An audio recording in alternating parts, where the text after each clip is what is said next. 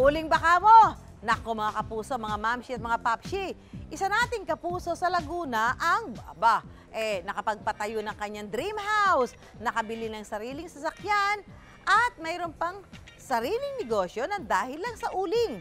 Kaya tutok na kayo mga kapuso dahil walang uuling luhaan sa ating Uling Galing!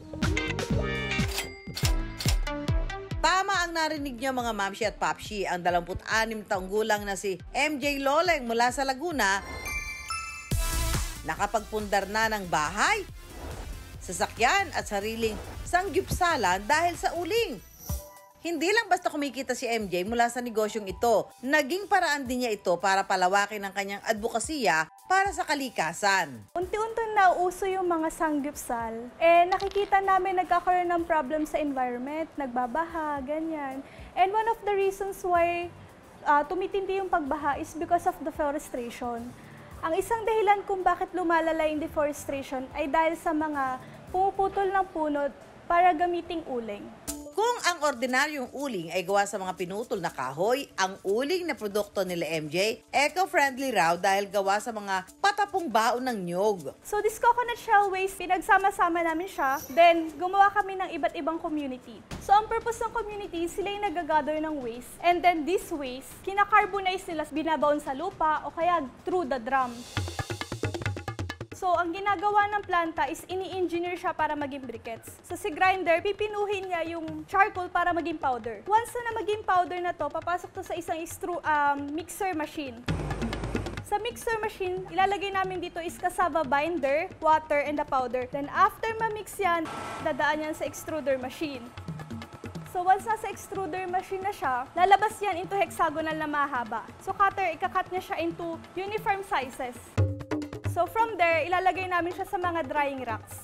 So it will take us, as of now, 1 to 2 weeks before ma-fully dry. Of course, depending sa weather. Saka namin siya isasako-sako, then ready na siyang i-distribute sa mga customers. MJ, ano nga bang kaibahan niya sa ordinaryong uling? Mas matagal yung baga niya compared kay traditional firewood. Kasi traditional firewood, it will take 30 minutes. Si Ecobix charcoal, it can burn 3 hours or 5 hours long. Tapos na yung niluluto mo, may baga pa siya. So when that happens, at nakita mo yung baga na siya, wisikan mo lang ng konting tubig hanggang sa mawala yung apoy, mawala yung baga, tapos painitan mo lang, pwede mo na siya ulit gamitin. Another thing is pwede siya sa mga enclosed space, like mga restaurant, kasi nga smokeless and odorless na din siya. Sobrang tibay niya din. Kasi kahit ibagsak mo siya, hindi siya basta-basta madudurog compared kay traditional firewood.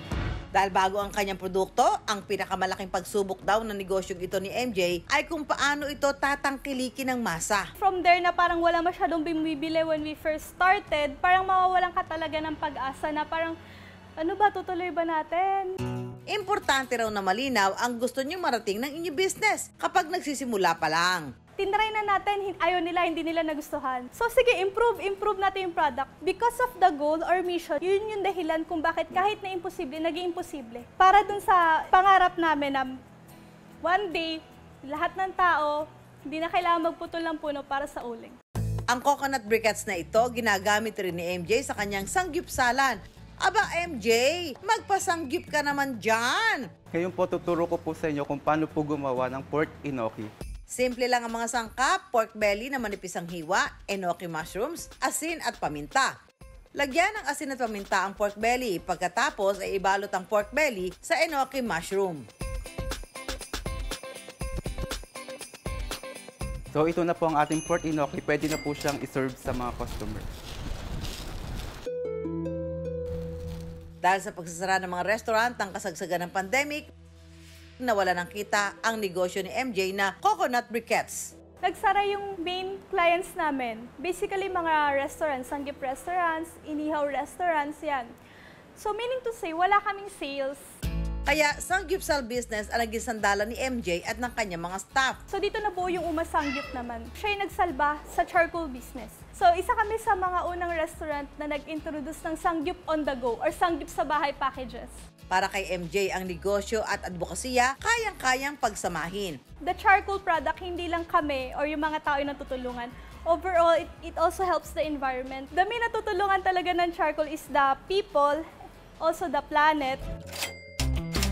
Ang uling maitim at madumi kung titingnan, pero pagdating sa business, talaga namang palaban. Para matikman ang tagumpay sa pagnenegosyo, huwag matakot na marungisan. Dahil ang tagaktak ng pawis at pagtitiis, may ginhawa ring kapalit.